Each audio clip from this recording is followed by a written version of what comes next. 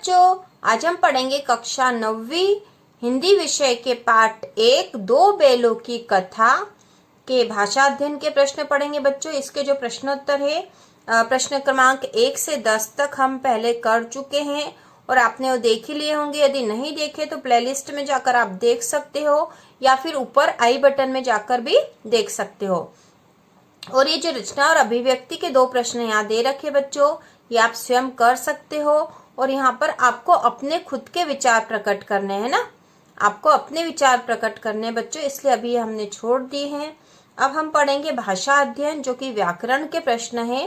तो इसका प्रश्न नंबर जो 13 है, बस इतना ही काफी है, फिर मैं भी जोर लगाता हूँ। ही भी जो दे रखे हैं बच्चों, ही और भी वाक्य में किसी बात पर जोर देने का काम कर रहे हैं ना, वाक्य में किसी बात पर जोर देने का काम कर रहे हैं। बस इतना ही काफी है, फिर मैं भी जोर लगाता हूँ। तो किसी बात पर जोर देने का काम कर रहे हैं, किसी बात पे ज्यादा महत्व देने का काम कर रहे हैं, ऐसे शब्दों को निपात कहते हैं। तो इस तरह के शब्दों को क्या कहते हैं बच्चों? निपात कहते हैं, निपात। कहानी में से 5 ऐसे वाक्य छाटिए जिनमें निपात का प्रयोग हुआ है। तो आपको ऐसे 5 वाक्य छाटने हैं यहाँ पर जिसमें निपात का प्रयोग हुआ हो। जो इस प्रकार के 5 वाक्य है जिसमें निपात, ही और भी का प्रयोग हुआ है।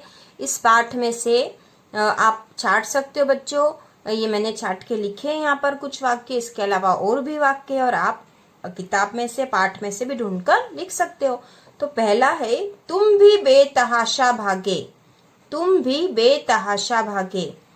दूसरा, तो मैं भी एक दो को गिरा दूंगा, तो मैं भी एक दो को गिरा दूंगा। तीसरा है, पीछे से तुम भी उन्हीं किसी कहोगे, पीछे से तुम भी उन्हीं किसी कहोगे। तो यहाँ पे भी का प्रयोग हुआ देखो, और ये भी है, ये भी है। रखवालों ने उसे भी पकड़ लिया, रखवालों ने उसे भी पकड़ लिया। और यह लो अपना ही हार आ गया। तो इस प्रकार मैंने 5 वाक्य छाट लिए बच्चों। तो 5 वाक्य हमें छाट के लिखना था जिसमें निपात का प्रयोग हुआ। तो हमें यहाँ पर ये याद रखना है कि निपात किसे कहते हैं। ठीक है बच्चों, निपात किसे कहते हैं, यहाँ पर ये प्रश्न बनता है व्याकरण का, निपात किसे कहते हैं, और ये आपको लिखना चाहिए निपात किसे कहते हैं। तो वाक्य में किसी बात पर जोर देने का काम कर रहे शब्दों को, है ना, निपात ऐसे शब्दों को कहा जाता है जो वाक्य में किसी बात पर जोर देने का काम कर रहे हो। और इसके उदाहरण आपको लिख देना चाहिए कि बस इतना ही काफी है, फिर मैं भी जोर लगाता हूँ, और ही और भी के नीचे रेखांकित कर देने से यह प्रश्न पूरा हो जाएगा। अब अगला प्रश्न है बच्चों, 14वां प्रश्न है, रचना के आधार पर, रचना के आधार पर वाक्य भेद बताइए तथा उपवाक्य छाटकर उसके भी भेद लिखिए। ठीक है, रचना के आधार पर वाक्य के भेद बताना है और उपवाक्य छाटकर उसके भी भेद लिखिए। तो रचना के आधार पर वाक्य के भेद कितने होते हैं बच्चों? इसका उत्तर आएगा, रचना के आधार पर वाक्य 3 प्रकार के होते हैं। रचना के आधार पर वाक्य 3 प्रकार के होते हैं, सरल वाक्य, मिश्र वाक्य और संयुक्त वाक्य, है ना। रचना के आधार पर वाक्य 3 प्रकार के होते हैं बच्चों, सरल वाक्य, मिश्र वाक्य और संयुक्त वाक्य। तो ये 3 प्रकार के वाक्य होते हैं और ये आपको याद होना चाहिए कि रचना के आधार पर वाक्य 3 प्रकार के होते हैं। अब इसके बाद यहाँ पूछा गया बच्चों कि भेद तो हमने बता दिए कि रचना के आधार पर वाक्य 3 प्रकार के होते हैं, है ना। प्रकार और भेद यहाँ पर एक ही है, 3 प्रकार के या 3 भेद होते हैं, सरल वाक्य, संयुक्त वाक्य और मिश्र वाक्य। अब तथा उपवाक्य छाटकर उसके भी भेद लिखे। तो यहाँ पर हमको वाक्य के भेद बताना है और उपवाक्य भी छाटकर उसके भी भेद बताने को कहा गया है। तो उपवाक्य का भेद कौन से होंगे बच्चों? उपवाक्य के भेद होते हैं विशेषण उपवाक्य, संज्ञा उपवाक्य, क्रिया विशेषण उपवाक्य। तो जैसा आएगा हम उसी तरह से यहाँ लिख लेंगे। तो पहला है, दीवार का गिरना था कि अधमरे से पड़े हुए सभी जानवर चेत उठे। दीवार का गिरना था कि अधमरे से पड़े हुए सभी जानवर चेत उठे। तो यह बच्चों यह है संयुक्त वाक्य है ना। कौन सा है? संयुक्त वाक्य। ठीक है बच्चों, यह संयुक्त वाक्य है।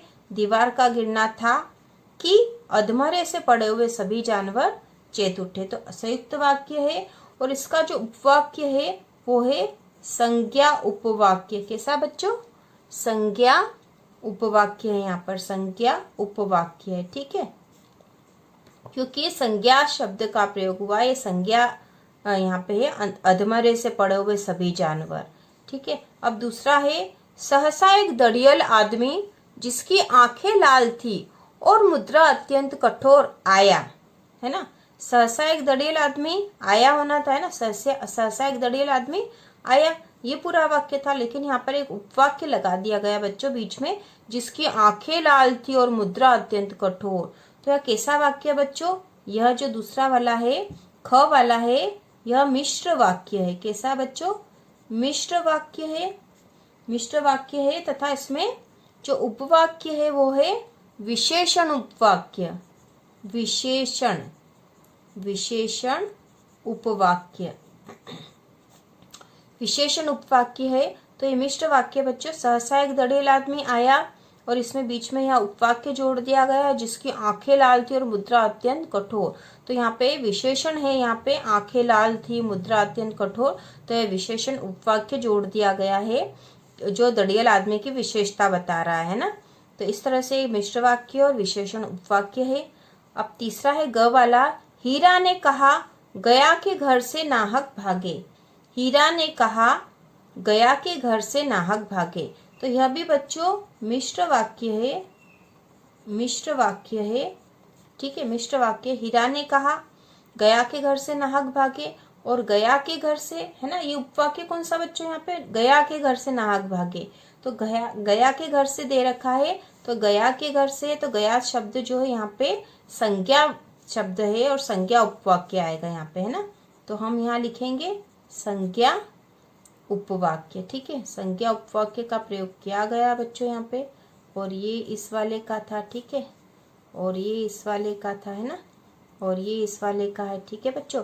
अब घ वाला है, मैं बेचूंगा तो बिकेंगे। मैं बेचूंगा तो बिकेंगे। तो यहाँ पे भी बच्चों मिश्र वाक्य है, मैं बेचूंगा तो बिकेंगे। तो यह है संयुक्त वाक्य है। कौन सा है बच्चों? संयुक्त वाक्य है। और इसमें क्रिया विशेषण उपवाक्य है। कैसा है बच्चों? इसको हम यहाँ लिखते, क्रिया विशेषण उपवाक्य हुआ है यहाँ पे प्रयोग। ठीक है, बहुत छोटा सा वाक्य है तो भी ये संयुक्त वाक्य है। मैं बेचूंगा तो बिकेंगे, है ना। तो यहाँ पर जो है संयुक्त वाक्य है ये, बेचना और बिकना वाला जो संयुक्त वाक्य, और यहाँ क्रिया विशेषण है ना, क्रिया की विशेषता बताने वाला है यह।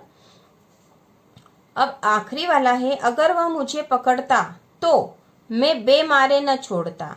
अगर वह मुझे पकड़ता तो मैं बेमारे न छोड़ता। तो बच्चों यहाँ पे भी कौन सा है? ये भी संयुक्त वाक्य है। संयुक्त वाक्य है और बेमारे न छोड़ता। तो यहाँ पे भी क्रिया विशेषण उपवाक्य है। क्रिया विशेषण उपवाक्य का प्रयोग किया गया। ठीक है बच्चों, तो ये हमें करना था, तो ये हमने कर लिया है। आपको यहाँ पर ये विशेष रूप से याद रखना है कि रचना के आधार पर वाक्य के भेद बताने। आपको याद हो जाने चाहिए कि रचना के आधार पर वाक्य 3 प्रकार के होते हैं, सरल वाक्य, संयुक्त वाक्य और मिश्र वाक्य। ठीक है, अब अगला जो है, कहानी में जगह जगह मुहावरों का प्रयोग हुआ है। कोई 5 मुहावरे छाटिए और उनका वाक्यों में प्रयोग कीजिए। तो कोई 5 मुहावरे छाटना है और उनका वाक्य में प्रयोग करना है, तो वो हम कॉपी। इस पाठ में आए हुए मुख्य मुहावरे हैं, ईंट का जवाब पत्थर से देना।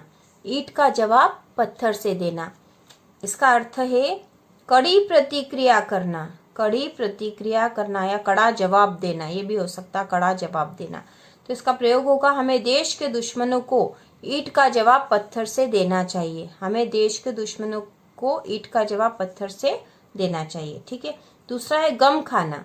गम खाना, इसका अर्थ है सहन कर लेना। सोहन 4 बातें सुनकर भी गम खा जाता है, लड़ाई झगड़ा नहीं करता।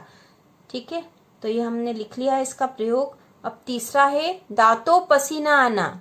दांतों पसीना आना, इसका अर्थ है बच्चों कठिन परिश्रम करना, है ना, कठिन परिश्रम करना।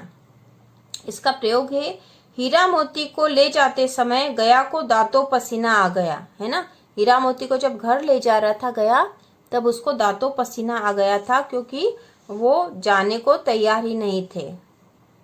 बच्चों, जान से हाथ धोना, मर जाना, है ना। जान से हाथ धोना मतलब मर जाना, इसका अर्थ है। इसका वाक्य में प्रयोग करा है। हीरा ने मोती से कहा, सांड से लड़ना तो जान से हाथ धोना है। हीरा ने मोती से कहा, सांड से लड़ना तो जान से हाथ धोना है। हम वाक्यों में प्रयोग के कोई दूसरे उदाहरण भी लिख सकते हैं, आप अपने मन से भी लिख सकते हो बच्चों।